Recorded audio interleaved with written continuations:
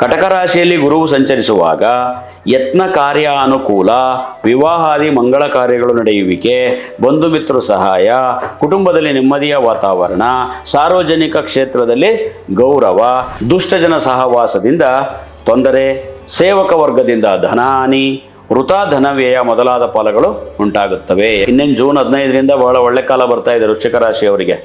ಶನಿಯು ಮೀನರಾಶಿಯಲ್ಲಿ ಸಂಚರಿಸುವಾಗ ಅಶುಭನಿದ್ದು ಯತ್ನ ಕಾರ್ಯಗಳಲ್ಲಿ ವಿಘ್ನ, ಸೇವಕ ವರ್ಗದಿಂದ ತೊಂದರೆ, ಅನಾರೋಗ್ಯ, ಧನಹಾನಿ, ಮನಸ್ಸಿಗೆ ವ್ಯಥೆ ಮೊದಲಾದ ಫಲಗಳು ಕಂಡುಬರ್ತವೆ. ಯಾಕೆಂದರೆ ಶನಿ ಧನುಸ್ಸು ರಾಶಿಯವರು 4ನೇ ಮನೆ.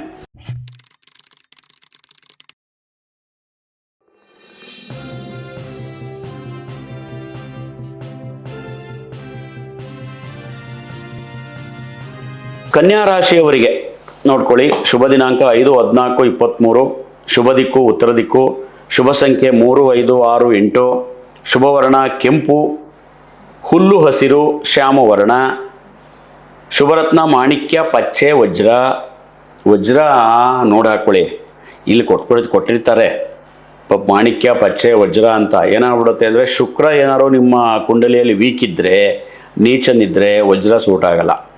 ಶುಕ್ರನ ಸ್ಥಿತಿಯನ್ನು ನೋಡಿಯೇ ವಜ್ರವನ್ನು ನಿರ್ಧರಿಸಬೇಕು. ನಮಗೆ ರಾಶಿಲಿ ಕನ್ಯಾ ರಾಶಿಯವರಿಗೆ ವಜ್ರ ಕೊಟ್ಬಿಟ್ಟಿರ್ತಾರೆ ಅಂಥೇಳಿ ವಜ್ರ ಹಾಕೊಂಬಿಡೋಂಗಿಲ್ಲ. ದಯವಿಟ್ಟು ವಜ್ರ ಹಾಕುವವರು ಜಾತಕವನ್ನು ತೋರಿಸದೆ ವಜ್ರ ಹಾಕೋಬೇಕಾ ಬೇಡವಾ ಅಂತ ಡಿಸೈಡ್ ಮಾಡಬೇಡಿ, ತೋರಿಸದೆ ಡಿಸೈಡ್ ಮಾಡಿ. ಶುಭವಾರ ಬುಧವಾರ, ಶುಕ್ರವಾರ, ಭಾನುವಾರ. ಗುರುವು ಮಿಥುನ ಮತ್ತು ಸಿಂಹ ರಾಶಿಗಳಲ್ಲಿ ಸಂಚರಿಸುವಾಗ ಅಶುಭದಾಯಕನು. ಕನ್ಯಾ ರಾಶಿಗೆ ಮಿಥುನ ಮತ್ತು ಸಿಂಹ ಅಂದರೆ ಈ ಇರೋದು ಮತ್ತು ಸಿಂಹಕ್ಕೆ ಬರೋದು. ಕಟಕಕ್ಕೆ ಬಂದಾಗ ಓಕೆ ನೋಡೋಣ.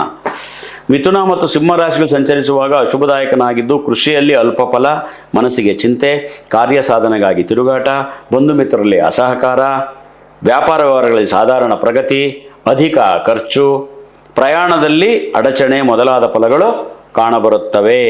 ಅದೇ ಕಟಕ ರಾಶಿಗೆ ಬಂದಾಗ ಈ ಜೂನ್ 15ರಿಂದ ನೋಡ್ಕೊಳ್ಳಿ, ಕಟಕ ರಾಶಿಯಲ್ಲಿ ಗುರುವು ಸಂಚರಿಸುವಾಗ ಯತ್ನ ಕಾರ್ಯ ಅನುಕೂಲ, ವಿವಾಹಾದಿ ಮಂಗಳ ಕಾರ್ಯಗಳು ನಡೆಯುವಿಕೆ, ಬಂಧು ಮಿತ್ರರ ಸಹಾಯ, ಕುಟುಂಬದಲ್ಲಿ ನೆಮ್ಮದಿಯ ವಾತಾವರಣ, ಸಾರ್ವಜನಿಕ ಕ್ಷೇತ್ರದಲ್ಲಿ ಗೌರವ ಮೊದಲಾದಂಥ ಶುಭ ಫಲಗಳನ್ನು ನಿರೀಕ್ಷಿಸಬಹುದು ಈ ಜೂನ್ 15ರಿಂದ. ಶನಿಯು ಮೀನರಾಶಿಯಲ್ಲಿರುವಾಗ ಅಶುಭದಾಯಕನಾಗಿರುವುದರಿಂದ, ಏಕೆಂದರೆ ಕನ್ಯಾ ರಾಶಿಯವರಿಗೆ 7ನೇ ಮನೆ ಆಗುತ್ತೆ, ಸಪ್ತಮ ಶನಿ ಆಗುತ್ತೆ. ವ್ಯರ್ಥ ಧನಹಾನಿ, ಪರಸ್ಥಳ ವಾಸ, ಮನಸ್ಸಿಗೆ ಬೇಸರ, ಸರ್ಕಾರಿ ಕೆಲಸ ಕಾರ್ಯಗಳಲ್ಲಿ ವಿಘ್ನ, ವಿರೋಧಿಗಳಿಂದ ತೊಂದರೆ ಮೊದಲಾದ ಫಲಗಳನ್ನು ನೀವು ಅನುಭವಿಸ್ಬೇಕಾಗತ್ತೆ. ಸ್ವಲ್ಪ ಹುಷಾರಾಗಿರಿ. ಶನಿ ಯಾರ್ಯಾರಿಗೆ ಚೆನ್ನಾಗಿಲ್ಲ ಅಂತ ಹೇಳ್ತಿದ್ದೀನೋ ಇದುವರೆಗೆ ಜ್ಞಾಪಕ ಇಟ್ಕೊಳ್ಳಿ, ಅವರೆಲ್ಲರಿಗೂ ಒಂದೇ ಪರಿಹಾರ, ಆಂಜನೇಯ ಸ್ವಾಮಿಯ ಆರಾಧನೆ ಮಾಡ್ಕೊಳ್ಳಿ. ಏನಿಲ್ಲ, ವೆರಿ ಸಿಂಪಲ್. 21 ಶನಿವಾರಗಳು ಆಂಜನೇಯ ಸ್ವಾಮಿ ದೇವಸ್ಥಾನಕ್ಕೆ ನಿರಂತರವಾಗಿ 1 ವಾರ ತಪ್ಪಿಸದ ಹಾಗೆ ಹೋಗಿ 21 ವಾರವು ಮುಗಿದ ಮೇಲೆ ಆಂಜನೇಯನಿಗೆ ಉದ್ದಿನವಡೆ ಹಾರದ ಸೇವೆಯನ್ನು ಸಮರ್ಪಿಸ್ಬಿಡಿ. ಆಯ್ತಾ? ಇದು 5 ತಿಂಗಳು ಬರುತ್ತೆ. 21 ಶನಿವಾರ ಅಂದರೆ 5 ಮಂತ್ಸು. ಅಲ್ಲಿಗೆ ನಾವು ವರ್ಷದೆಲ್ಲನೂ ಕೂಡ ನಮಗೆ ಮೇಂಟೈನ್ ಆಗುತ್ತೆ. ಎಷ್ಟು ವರ್ಷ ಚೆನ್ನಾಗಿಲ್ವೋ ಅಷ್ಟು ವರ್ಷಕ್ಕೆ 21 ವಾರ ಆಂಜನೇಯ ಸ್ವಾಮಿ ದೇವಸ್ಥಾನಕ್ಕೆ ಹೋಗ್ರಿ. ಆಮೇಲೆ ಎವ್ರಿಡೇ ತಪ್ಪಿಸದೆ ಹನುಮಾನ್ ಚಾಲೀಸ ಓದ್ಕೊಳ್ಳಿ. ಶನಿಯ ದೃಷ್ಟಿ, ಶನಿಯ ಪರಿಣಾಮ ನಮಗೆ ಬೀರಬಾರ್ದು ಅಂದರೆ ಒಂದೇ ಮಂತ್ರ, ಆಂಜನೇಯನ ಸ್ವಾಮಿಯನ್ನು ಪೂಜೆ ಮಾಡೋದು, ಆಂಜನೇಯನ ಹನುಮಾನ್ ಚಾಲೀಸ ಹೇಳ್ಕೊಳ್ಳೋದು. ತುಲಾರಾಶಿಯವರಿಗೆ ಶುಭ ದಿನಾಂಕ 6, 9, 15, 18, 24, 27, ಶುಭ ದಿಕ್ಕು ಆಗ್ನೇಯ, ಶುಭ ಸಂಖ್ಯೆ 5, 6, 8, ಶುಭವರ್ಣ ಬಿಳಿ, ಹಸಿರು, ಕಪ್ಪು, ಶುಭ ರತ್ನ ವಜ್ರ, ಮರಕತ, ನೀಲ. ಇಲ್ಲೂ ಅಷ್ಟೇ ಶುಕ್ರ ನೋಡ್ಕೊಳ್ಳಿ, ವಜ್ರ ಹಾಕೋರು. ಶುಭವಾರ ಬುಧವಾರ, ಶುಕ್ರವಾರ, ಶನಿವಾರ. ಮಿಥುನ ಮತ್ತು ಸಿಂಹ ರಾಶಿಗಳಲ್ಲಿ ಗುರುವು ಸಂಚರಿಸುವಾಗ ಅಂದರೆ ಈಗ ಏನು ಮಿಥುನದಲ್ಲಿದೆ, ಆಮೇಲೆ ಸಿಂಹಕ್ಕೆ ಬರುತ್ತೆ, ಆವಾಗ ನಿಮ್ಮ ಭವಿಷ್ಯ ಏನು? ವ್ಯಾಪಾರ ವ್ಯವಹಾರಗಳಲ್ಲಿ ಧನಲಾಭ, ಆರೋಗ್ಯ ಸುಧಾರಣೆ ಈಗ ಚೆನ್ನಾಗಿದೆ, ಕುಟುಂಬದಲ್ಲಿ ಸೌಖ್ಯ, ಬಂಧು ಮಿತ್ರ ಸಹಾಯ, ಪುಣ್ಯಕ್ಷೇತ್ರ ದರ್ಶನ, ಕೃಷಿಯಲ್ಲಿ ಉತ್ತಮ ಫಲ, ಶುಭ ಕಾರ್ಯಗಳು ನಡೆಯುವಿಕೆ. ಅಂದರೆ ನಾವು ಹೇಳ್ತಾ ಇರೋದು ಈ ಜೂನ್ವರೆಗೆ ಅಂದರೆ ಹೋದ ಜೂನ್ನಿಂದಲೂ ನಿಮ್ಗೆ ಹಿಂಗೆ ಇದೆ, 1 ವರ್ಷ ಗುರುವಿನ ಮನೆ. ಆದ್ದರಿಂದ ಕೃಷಿಯಲ್ಲಿ ಉತ್ತಮ ಫಲ, ಶುಭ ಕಾರ್ಯಗಳು ನಡೀತವೆ, ಯತ್ನ ಕಾರ್ಯಾನುಕೂಲ ಆಗುತ್ತೆ, ಸಾರ್ವಜನಿಕ ಕ್ಷೇತ್ರಗಳಲ್ಲಿ ಗೌರವ, ಸತ್ಕರ್ಮಾಸಕ್ತಿ ಮೊದಲಾದ ಶುಭ ಫಲಗಳು ಉಂಟಾಗ್ತವೆ. ಗುರು ಕಟಕ ರಾಶಿಗೆ ಬಂದಾಗ ಜೂನ್ 15 ನಂತರ ಅಶುಭದಾಯಕನಾಗಿರ್ತಾನೆ. ಮನಸ್ಸಿಗೆ ನಾನಾ ರೀತಿಯ ಚಿಂತೆ, ಕಾರ್ಯ ಸಾಧನೆಗಾಗಿ ತಿರುಗಾಟ, ವ್ಯಾಪಾರ ವ್ಯವಹಾರಗಳಲ್ಲಿ ಸಾಧಾರಣ ಪ್ರಗತಿ, ಅಧಿಕ ಖರ್ಚುಗಳು, ಬಂಧು ಮಿತ್ರರಲ್ಲಿ ಅಸಹಕಾರ ಮೊದಲಾದ ಫಲಗಳು ಕಂಡುಬರ್ತವೆ. ಶನಿಯು ಮೀನರಾಶಿಯಲ್ಲಿ ಸಂಚರಿಸುವಾಗ ಶುಭ ಫಲದಾಯಕನಾಗಿದ್ದು ವ್ಯಾಪಾರದಲ್ಲಿ ಲಾಭ, ಕೃಷಿಯಲ್ಲಿ ಅಭಿವೃದ್ಧಿ, ಬಂಧು ಮಿತ್ರ ಸಹಾಯ, ಕುಟುಂಬದಲ್ಲಿ ನೆಮ್ಮದಿಯ ವಾತಾವರಣ, ಆರೋಗ್ಯ ಸುಧಾರಣೆ ಮೊದಲಾದ ಫಲಗಳು ಕಾಣಿಸುತ್ತೆ. ಯಾಕೆಂದರೆ ಶನಿ 6ನೇ ಮನೆಯಲ್ಲಿದ್ದಾರೆ. ತುಲಾಗೆ ಶನಿ 6ರಲ್ಲಿದ್ದರೆ ಒಳ್ಳೆಯದು. ನಿಮ್ಗಾಗಲೇ ಒಂದು ಹೇಳಿದೆ, ನಿಮಗೆ ರವಿದೊಂದು ಸೂಚನೆ ಕೊಟ್ಟೆ. ಶನಿ ಗುರು ರವಿ ಯಾವ ಮನೇಲಿದ್ದರೆ ಒಳ್ಳೆಯದು ರಾಶಿಯಿಂದ ಅಂತ, 3, 6, 11. ಶನಿನೂ ಅಷ್ಟೇ 3, 6, 11ರಲ್ಲಿದ್ದರೆ ಮಾತ್ರ ಶನಿ ಶುಭ. ತುಲಾ ರಾಶಿಗೆ 6ನೇ ಮನೇಲಿದೆ, ಹಾಗಾಗಿ ಶನಿ ಶುಭ.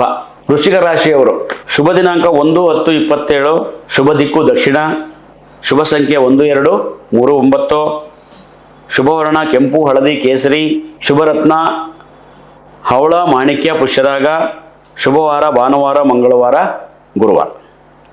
ಗುರುವು ಮಿಥುನ ಮತ್ತು ಸಿಂಹರಾಶಿಯಲ್ಲಿ ಸಂಚರಿಸುವಾಗ ಅಶುಭದಾಯಕನಾಗಿದ್ದು ಚೋರಾಗ್ನಿ, ಭೀತಿ, ಬಂಧು ಮಿತ್ರ ವಿರಸ, ಕೆಲಸ ಕಾರ್ಯಗಳಲ್ಲಿ ವಿಘ್ನ, ಅಧಿಕ ಖರ್ಚು, ವ್ಯಾಪಾರ ವ್ಯವಹಾರಗಳಲ್ಲಿ ತೊಂದರೆ ಕಂಡುಬಂದರೂ ಕಟಕ ರಾಶಿಯಲ್ಲಿ ಸಂಚರಿಸುವ ಕಾಲಕ್ಕೆ ಇನ್ನೇನು ಜೂನ್ 15ರಿಂದ ಬಹಳ ಒಳ್ಳೆ ಕಾಲ ಬರ್ತಾ ಇದೆ ವೃಶ್ಚಿಕ ರಾಶಿಯವರಿಗೆ. ಶುಭ ಫಲದಾಯಕನಾಗಿದ್ದು ವ್ಯಾಪಾರ ವ್ಯವಹಾರಗಳಲ್ಲಿ ಧನಲಾಭ, ಕುಟುಂಬದಲ್ಲಿ ಸೌಖ್ಯ, ಶುಭ ಕಾರ್ಯಗಳು ನಡೆಯುವಿಕೆ, ಯತ್ನ ಕಾರ್ಯಾನುಕೂಲ, ಕೃಷಿಯಲ್ಲಿ ಉತ್ತಮ ಮೊದಲಾದ ಶುಭ ಫಲಗಳು ಕಾಣಬರುತ್ತವೆ. ಶನಿಯು ಮೀನರಾಶಿಯಲ್ಲಿ ಸಂಚರಿಸುವಾಗ ಅಶುಭನಾಗಿದ್ದು ಕೆಲಸ ಕಾರ್ಯಗಳಲ್ಲಿ ವಿಘ್ನ, ಕೋರ್ಟು ವ್ಯವಹಾರಗಳಲ್ಲಿ ಅಪಜಯ, ದುಷ್ಟಜನ ಸಹವಾಸದಿಂದ ತೊಂದರೆ, ಸೇವಕ ವರ್ಗದಿಂದ ಧನಹಾನಿ, ವೃಥಾ ಧನವ್ಯಯ ಮೊದಲಾದ ಫಲಗಳು ಉಂಟಾಗುತ್ತವೆ. ಏಕೆಂದರೆ ವೃಶ್ಚಿಕ ರಾಶಿಯವರಿಗೆ ಪಂಚಮ ಶನಿ, ಅವ್ರಿಗೆ 2028 ಜನವರಿಯಿಂದ ಒಳ್ಳೆಯದಾಗುತ್ತೆ. ಇನ್ನು 1.5 ವರ್ಷ, 2027 ಜೂನ್ ಅಂದ್ಕೊಳ್ಳಿ, ಹೆಚ್ಚು ಕಮ್ಮಿ 1.25 ವರ್ಷ ವೃಶ್ಚಿಕ ರಾಶಿಯವರಿಗೆ ಶನಿ ಸರಿ ಹೋಗುತ್ತೆ. ಅಲ್ಲಿವರೆಗೂ ಸ್ವಲ್ಪ ಹುಷಾರಾಗಿರಿ. ಮೇಷ ಮತ್ತು ವೃಶ್ಚಿಕದವರು. ಧನಸ್ಸು ರಾಶಿಯ ಫಲ ಶುಭ ದಿನಾಂಕ 3, 9, 12, 18, 21, 27, 30, ಶುಭ ಸಂಖ್ಯೆ 1, 3, 6, 9, ಶುಭ ದಿಕ್ಕು ಈಶಾನ್ಯ, ಶುಭವರ್ಣ ಹಳದಿ, ಕೆಂಪು, ಕೇಸರಿ, ತಾಮ್ರ, ಶುಭರತ್ನ ಹವಳ, ಮಾಣಿಕ್ಯ, ಪುಷ್ಯರಾಗ, ನೀಲ, ಶುಭವಾರ ಭಾನುವಾರ, ಮಂಗಳವಾರ, ಗುರುವಾರ, ಶನಿವಾರ. ಗುರುವು ಮಿಥುನ ಸಿಂಹ ರಾಶಿಗಳಲ್ಲಿ ಸಂಚರಿಸುವಾಗ ಶುಭ ಫಲದಾಯಕನಾಗಿದ್ದು ಚೆನ್ನಾಗಿದೆ. ಧನುಸ್ಸು ರಾಶಿಯವರಿಗೆ ಗುರು ಚೆನ್ನಾಗಿದೆ ಎಲ್ಲಿವರೆಗೂ? ಜೂನ್ 15ರವರೆಗೂ. ಕುಟುಂಬ ಸೌಖ್ಯ, ಉದ್ಯೋಗದಲ್ಲಿ ಅಭಿವೃದ್ಧಿ, ಯತ್ನ ಕಾರ್ಯಾನುಕೂಲ, ಬಂಧು ಮಿತ್ರ ಸಹಾಯ, ಶುಭ ಕಾರ್ಯಗಳು ನಡೆಯುವಿಕೆ, ಆರ್ಥಿಕ ಸ್ಥಿತಿಯಲ್ಲಿ ಸುಧಾರಣೆ, ಪುಣ್ಯಕ್ಷೇತ್ರ ದರ್ಶನ, ಕೃಷಿಯಲ್ಲಿ ಉತ್ತಮ ಫಲ ಮೊದಲಾದವುಗಳು ಕಾಣಬರುತ್ತವೆ. ಕಟಕ ರಾಶಿಯಲ್ಲಿ ಗುರುವು ಸಂಚರಿಸುವಾಗ ಚೋರಾಗ್ನಿ, ಭೀತಿ, ಅನಾರೋಗ್ಯ, ದುಷ್ಟ ಜನರ ಸಹವಾಸ, ಮನಸ್ಸಿಗೆ ಚಿಂತೆ, ಕೆಲಸ ಕಾರ್ಯಗಳಲ್ಲಿ ವಿಘ್ನ ಇತ್ಯಾದಿ ಅಶುಭ ಫಲಗಳು ಉಂಟಾಗುತ್ತವೆ. ಯಾಕೆಂದರೆ ಅಷ್ಟಮ ಗುರು ಆಗ್ಬಿಡುತ್ತೆ ಅವ್ರಿಗೆ, ಧನುಸ್ಸು ಅವ್ರಿಗೆ. ನಾವು ಗುರು ಜೂನ್ 15ರಿಂದ ಹುಷಾರಾಗಿರ್ಬೇಕು. ಶನಿಯು ಮೀನರಾಶಿಯಲ್ಲಿ ಸಂಚರಿಸುವಾಗ ಅಶುಭನಿದ್ದು ಯತ್ನ ಕಾರ್ಯಗಳಲ್ಲಿ ವಿಘ್ನ, ಸೇವಕ ವರ್ಗದಿಂದ ತೊಂದರೆ, ಅನಾರೋಗ್ಯ, ಧನಹಾನಿ, ಮನಸ್ಸಿಗೆ ವ್ಯಥೆ ಮೊದಲಾದ ಫಲಗಳು ಕಂಡುಬರ್ತವೆ. ಯಾಕೆಂದರೆ ಶನಿ ಧನುಸ್ಸು ರಾಶಿಯವರು 4ನೇ ಮನೆ, ಅರ್ಧಾಷ್ಟಕ ಶನಿ ಇರೋದ್ರಿಂದ ಸ್ವಲ್ಪ ಹುಷಾರಾಗಿರಬೇಕು. 2027 ಜುಲೈ ಆಗಸ್ಟ್ವರೆಗೆ ಇನ್ನೊಂದು ವರ್ಷ. ಮಕರ ರಾಶಿಯವರ ಫಲ ಏನು? ಶುಭ ದಿನಾಂಕ 1, 10, 19, 28, ಶುಭ ದಿಕ್ಕು ಪಶ್ಚಿಮ ದಿಕ್ಕು, ಶುಭ ಸಂಖ್ಯೆ 4, 5, 6, 8, ಶುಭವರ್ಣ ನೀಲ, ಹಸಿರು, ಹಳದಿ, ಶುಭ ರತ್ನ ವಜ್ರ, ಪಚ್ಚೆ, ನೀಲ. ಇಲ್ಲೂ ಕೂಡ ವಜ್ರ ಹಾಕೋಬೇಕಾದ್ರೆ ಹುಷಾರು, ಶುಕ್ರ ನೋಡ್ಕೊಳ್ಳಿ. ಶುಭವಾರ ಬುಧವಾರ, ಶುಕ್ರವಾರ, ಶನಿವಾರ. ಇವರಿಗೆ ಮಿಥುನ ಮತ್ತು ಸಿಂಹರಾಶಿಯಲ್ಲಿ ಗುರುವು ಸಂಚರಿಸುವಾಗ, ಮಿಥುನ ಅಂತಂದರೆ ಈ ಜೂನ್ 15ರವರೆಗೆ ಅಶುಭನಾಗಿದ್ದು ಹಣದ ಅಡಚಣೆ, ಮನಸ್ಸಿಗೆ ಚಿಂತೆ, ಬಂಧು ಮಿತ್ರ ಮನಸ್ತಾಪ, ಅನಾರೋಗ್ಯ, ದುಷ್ಟ ಜನರ ಸಹವಾಸ, ಕೆಲಸ ಕಾರ್ಯಗಳಲ್ಲಿ ವಿಘ್ನ ಮೊದಲಾದ ಫಲಗಳು ಉಂಟಾಗ್ತವೆ. ಕಟಕ ರಾಶಿಯಲ್ಲಿ ಗುರುವು ಸಂಚರಿಸುವಾಗ ಕುಟುಂಬದಲ್ಲಿ ಸೌಖ್ಯ. ಜೂನ್ 15ರ ಮೇಲೆ ಚೆನ್ನಾಗಿದೆ ನೋಡ್ಕೊಳ್ಳಿ. ಕುಟುಂಬದಲ್ಲಿ ಸೌಖ್ಯ, ಉದ್ಯೋಗದಲ್ಲಿ ಪ್ರಗತಿ, ಯತ್ನ ಕಾರ್ಯ ಅನುಕೂಲ, ಶುಭ ಕಾರ್ಯಗಳು ನಡೆಯುವಿಕೆ, ಆರ್ಥಿಕ ಪರಿಸ್ಥಿತಿಯಲ್ಲಿ ಸುಧಾರಣೆ ಮೊದಲಾದಂಥ ಶುಭ ಫಲಗಳು ಕಾಣಬರುತ್ತವೆ.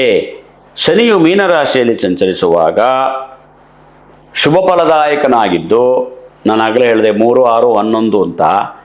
ಈಗ ಶನಿ ಮೀನರಾಶಿಯಲ್ಲಿದೆ, ಮಕರದವರಿಗೆ 3ನೇ ಮನೆ ಆಯಿತು ನೋಡಿ. ಮಕರದವರಿಗೆ 3ನೇ ಮನೆ ಆದ ಕೂಡಲೇ ಹೇಗಿರುತ್ತೆ ನೋಡಿ, ಶುಭ ಫಲದಾಯಕನಾಗಿದ್ದು ವ್ಯಾಪಾರ ಉದ್ಯೋಗದಲ್ಲಿ ಪ್ರಗತಿ, ಧನಲಾಭ, ಸೇವಕ ವರ್ಗದಿಂದ ಸಹಾಯ, ಸ್ಥಿರಾಸ್ತಿ ಸಂಪಾದನೆ, ಯತ್ನ ಕಾರ್ಯಾನುಕೂಲ, ಸಾರ್ವಜನಿಕ ಕ್ಷೇತ್ರದಲ್ಲಿ ಮನ್ನಣೆ ಮೊದಲಾದ ಫಲಗಳು ಉಂಟಾಗುತ್ತವೆ ನೋಡಿ. ಮಕರ ರಾಶಿಯವರಿಗೆ ಚೆನ್ನಾಗಿದೆ, ಗುರುನು ಚೆನ್ನಾಗುತ್ತೆ.